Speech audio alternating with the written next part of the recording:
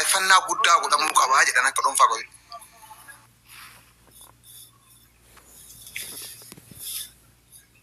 Dhugaadha. Galatoomii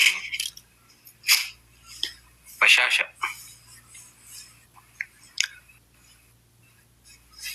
Obsishaa dura miyuutu sirra qabne waan jettu qabda.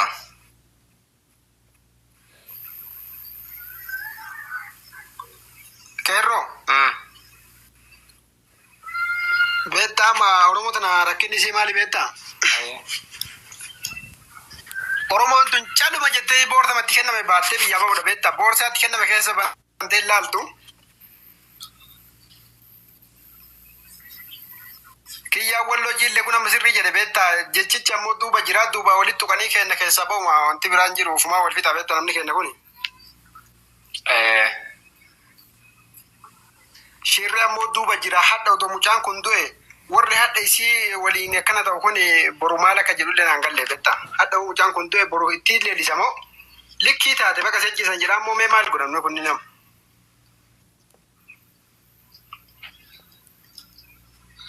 Kanaafuu bara dafanii qulqulleessuun abbootii gadaa abbootii seeraa ilaallataa beekte. Maaliif namni qulqulluun akka tarkaanfiin irra fudhatamee gaagaamni biraan dhufne. Bari uummannis gandaan akka waliin fitne tasgabbeessuudha. Hatattamatti qulqulleessanii yakkamaadhaan ati yakkamaa jechuu. Nama bilisaan ati bilisa jechuun dirqama warra abbootii gadaatii fi hawaasa Oromoo hunda laallataa bara. Bara Maqeerroo gurbaan kun akka ba'e torbaan lamarra dabaree torbaan sadiif deema. Wala baatirlee deemu mala. Abadan Qeerroo waa tokko beeki. Manni murtii agartee gurbaa kana qoratee kunoo agartee jedhana waa wajjumaan agarree ragaa meeqatti barbaadanii wanni anni gaafatee lakki inni akkanan goone lakki hin qoradhaa guyyaa torbanaa kenna guyyaa saddennaa kenna guyyaa kudhannaa kenna jedhanii manni murtii walabaan qoratee akiroo garana oofaa dhaqee bitaa oofee shimaal januu sharqi jettee mijarra agartee olii gad oofaa dhaqee akira deem jedheen jechuu irraa agarte. Kanaafuu ammoo namni agartee waa'ee gubbaa kanaatti lafaa dubbataa jiru. Warri seerallee warri jaarsolee manguddoo biyyallee maaliif akka inni wanta kan qabne arganiiti. Kanaafuu warri asirraa agartee warri gartee gurbaa kana nyaatuuf hamma uummatu. Akka 0-0 baaduun baadu jedhee.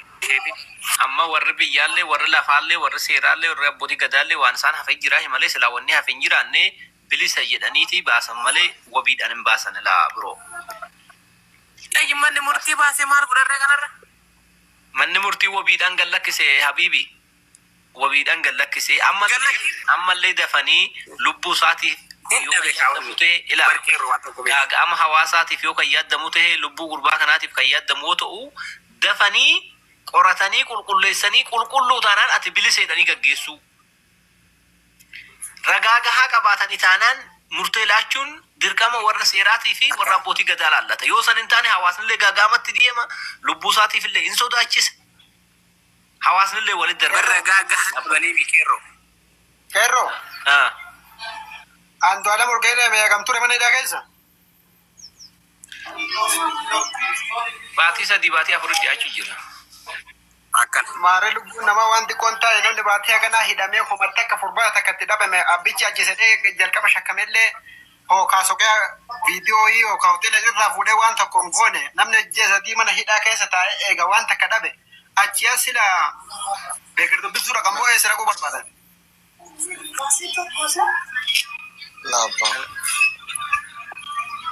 Dhugaadha wallahi. Taap godhame koppilinge godhaa dhugaa rabbi habaasu ennaa. Adda durummaa garuu wanni beekuu qabda warroonni ajandaa kana gadi fuudhe Acaaloo ajjeefnee jirraa Juhaartu nu hafe warra ja'a ture kaleessa. Lolaan Oromoo dadhabnaan gama kanaan waliin wal nyaachisuun tattaaffii godhuu jiran. Addis Ababaa biyya kaacha mallee mara barbaaddaa bitti fandigaallee tana gubaa baachuu deema waan biraatiin. Ati immoo waan irratti duuloo osoo hin taane haqa jiru san barbaaddee bakkaa baasuudha. Wanni nu tokkoomsu. Lakki inni dhibbatti bilisa lakki akkas osoo jechaan taane haqa jiru akka bahu.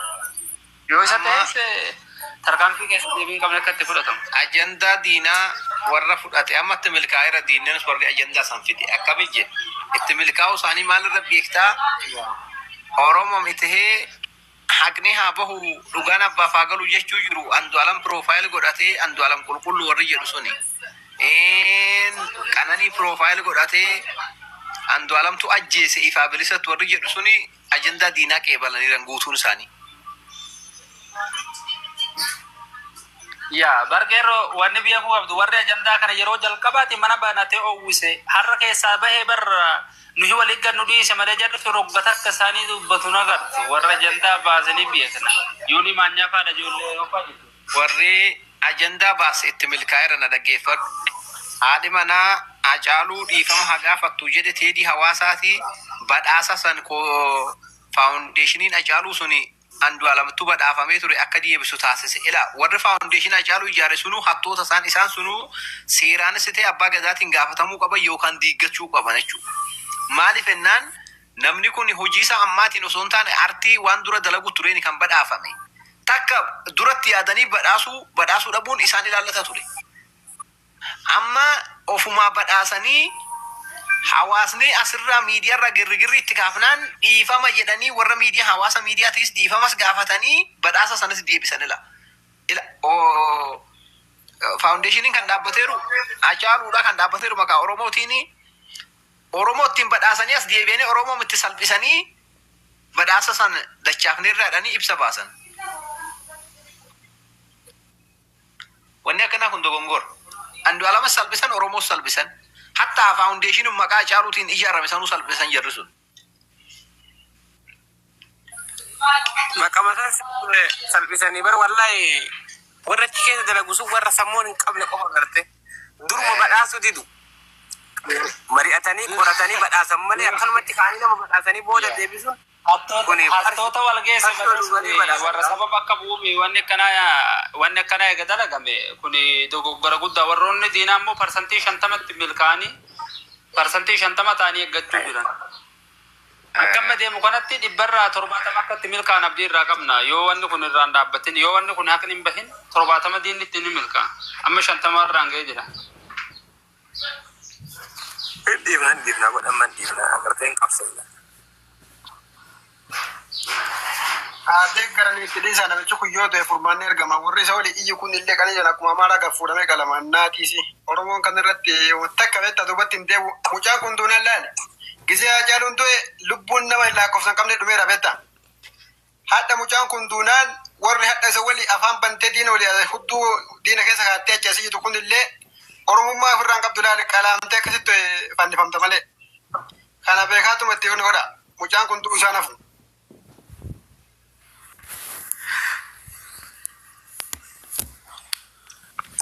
Maal sedha gurbaa maal tajjeesa wayii agartee namnummaan arge akkamiin nama ajjeesa.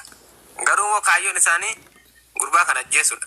Garuu immoo hin danda'anii jechuu ajjeesuu agartee hinaaftuun hundi warra agartee maraati.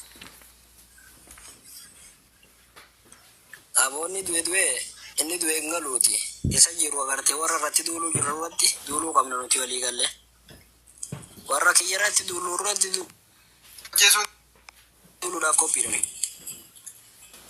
Warra nyaatuu baratuun agartee warra nyaannu nyaachuu baratuun amma nuufamu mataadha. Haqabaattarraa bakka nagaan Ayyee bakka nagaan nooyitan assalaamu alaikum akkam nagaadha. Waalaikum salaam nagaati akkam. Jirra qeerroo kiyya jirtamoo? Jirra garaan rabbi hagee baga jiraatte baga nagaan dhufte. Ameen attillee baga nagaan nooyidane. Ayyee ajandaa keessan itti fufaa. Ati akkam jetta yaanni kee maal fakkaata? Yaanni kiyya moo? Oo dabaree argadde nan dubbadda amma akka nama tokkootti bakka bu'e. Ayyee yaanni kiyya laala jara keenya. Hujii manaa ni bula. Hujii manaa hin taane hujii gareetu lafa nuu kaayyame. Hojiin garee daree keessatti deebifta. Daree keessa dalaydee daree keessatti deebifta. Ammoo kana keessa nuti har'a nama dhabuun keenya Oromoon nuuf haaraa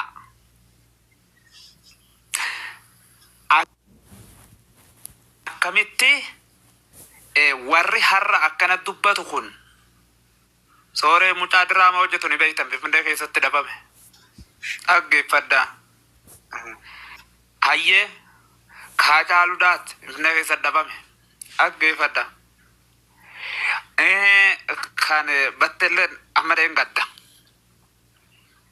namni dilli kun oggudumuun haftenyaan akkamitti callifte har'a hoo akkamitti dhuftee propagaandaa kana Oromiyaa keessatti lafa qabsiisuudhaan yaaltin if gaafachuu Oromootiin jedha akka kiyyatti. Gaafan if gaafachuudha jedhu akka kiyyatti hoon of gaafadhee ilaale an dhaggeeffadha. Nan beekaan ganda miyyootana dhaggeeffadha gaafa shaggariibi nan beekaan ganda miyyootana magaalaa mijjataa jiru machaara nan beeka dhaggeeffadha. Kan sila afaan Oromoo hin beeknetu magaalaa san keessa hidhatee socho'u jira kuma qabaadha. Dhaggeeffadha. Nafteenyaa eenyu fidee maatii miyyootanaatiin waliin gaheen warra magaalaa nafteenyaa magaalaa Machaaraa keessa jirtu waliin gahe kuma qabaadha. Propagandaan ittiin oofan maatitti kadheeffatanii warra miicata keessa jiruu fi Machaaraa keessa jiruun ooffatanii jechuun Oromoo tana walitti buusanii qixaa waa argatuuf namni waa keessa argatu malee ittiin laffa'u quba qabaadha. Agartanii kanaan dura yoo rakkoo uumamtee dabarte jagna meeqa goota meeqa dhabne kana keessatti ijjannoo maatii bira ga'uun arganne jarri kun ooffatuudha hin danda'an. Har'a garuu warra achitti dhihaatu argataniit ooffatanii jechuu. Hay namni gaafa namarraa dubbatu miidhamaarra dubbatu kuni kiyya jedhee kuni sani jedheetii miti. Dhaggeeffadhu. Harargeerra dhayxeetiin nafteenyaan hariiroo waliin qabaatte miyyootana haqaa ishii rabbi haa baasu ni jaallanna haqi nama dhokatee bahu jibbine nuti. Ammoo lammuu rakkoo tana nutti deebisuudha eenyutu fiigaa jira. Oromoo dildila ta'eef haqni ni gaafata quba qabaadha. Sababaa dhimma kanaatiin Oromoon propaganda gootee nafteenyaaf ijjannoo ta'e ayyaanni Oromoodha sindiisu quba qabaadhu. Rakkoo keetiif gammachuu kan kee mataa keetiin muratta malee nafteenyaa seetuu seenee barja.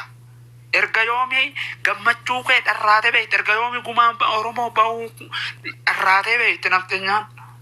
Haay akka waan gumaa baasuudhaa deemtu gowwaa keenyarra jetteetiin dildila ta'ee fi ooffattii jechuu. Kana nuti gurra itti qabnee yee maalinni jenneetiin dhaggeeffachuu jirra.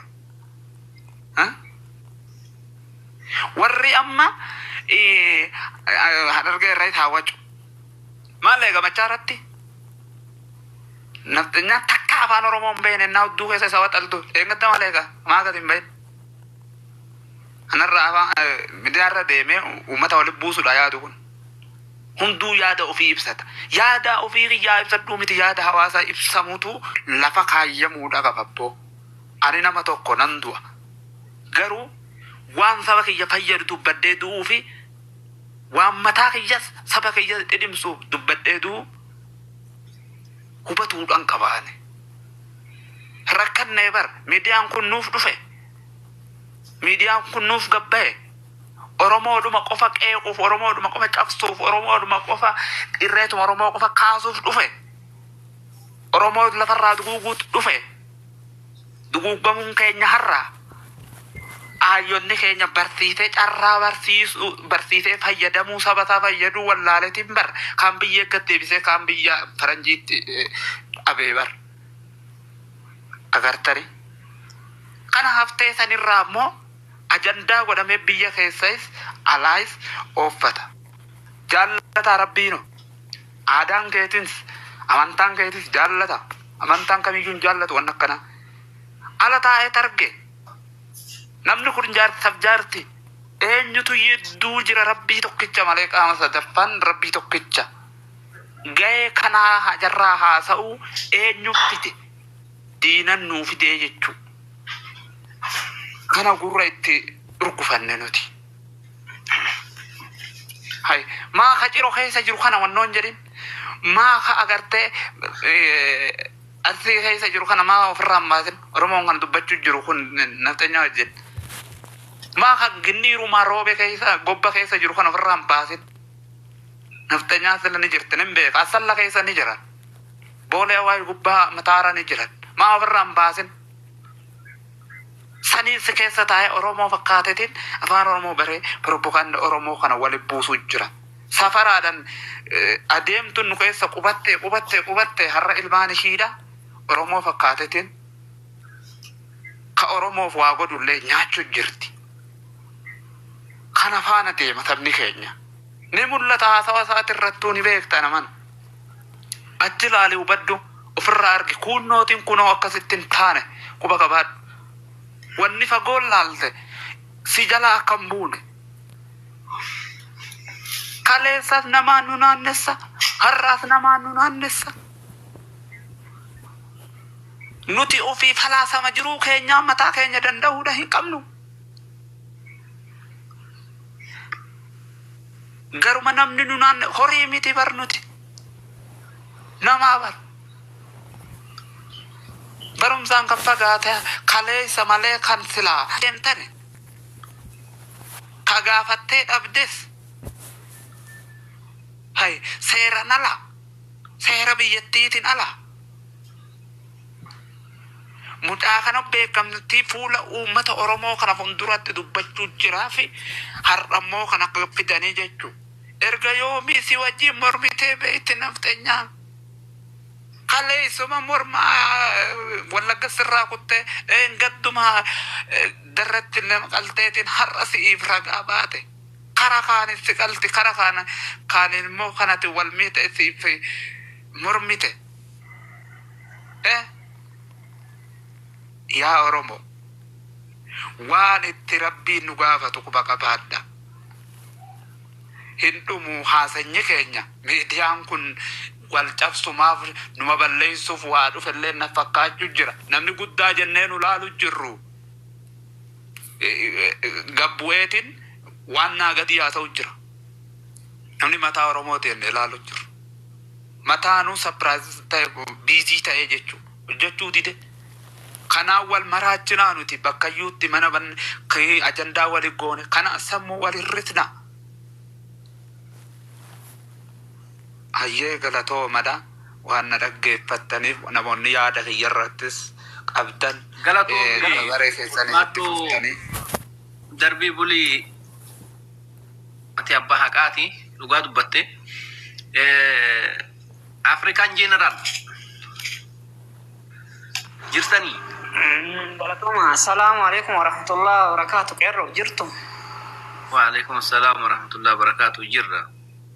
General, maka wafumo gaftamoo senduguma general.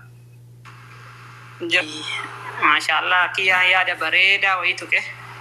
Ayah. Galatomi habibi. Akasi anile akka generala tokkotti yaanni kiyallee uma yaadamu mucaan kaaserra adda miti baay'ee garaagarummaan qabu maaliif yoo jette wanti mucaan irraa dubbate waan baay'ee waanuma nuti keessa jirruu fi waanuma nu keessa jiru beekta maaliif jennaan dhimma jaarsaaf jaartii silaa akka amantaa islaamaatti dhimma jaarsaaf jaartii ka jiru gidduu ka jiru jaarsaaf jaartii gidduu ka jiru yoo jiraate rabbi qofaa jedhan sadaffaan rabbi qofaa kana sila akkasitti dhiisna turre akkasittillee akka dhiisne fuudhaniiti dhimma lubbuu namaa tana sooshaal miidiyaa gubbarra fidaniiti taphachuu jirani haa ta'u dhugaamu jattillee immoo rabbiin haa baasu namni kamuyyuu dhugaanii barbaadaa jechuudha ani addunyaa Sirri. qabu ka jedhullee rabbuma guddaa beeka namni tokko nu sooshaal miidiyaa kana gubbaa teennee amdu alam qulqulluudha lakkii qulqulluu miti ka jedhu kana isumaaf rabbi beeka waan gama namaa manni murtii akka qorate abbaan halangaa beellama yeroo lama yeroo sadii fi sanaa olitti qabatee ragaa dhabeellee jedhanii ragaa irraa dhabee mee bilisumaanillee haa ta'u waasinillee gadhiise. Amma dubbii akka abashoon amma sirbaa jirtutti yoo ta'e dubbii dhugaa qananii barbaadu osoo hin taane dubbii ija Oromoo tana bakka balleessuti akka ani ilaalutti jechuudha. Jennaan dhugaa yoo taate dhugaa nama baay'ee kan nama nyaatuyyuu isaanii ka deebee immoo dhugaa nu barbaadullee isaanii Haacaalurraa eegalii daadhii galaanirraa sooraa irraa kaasii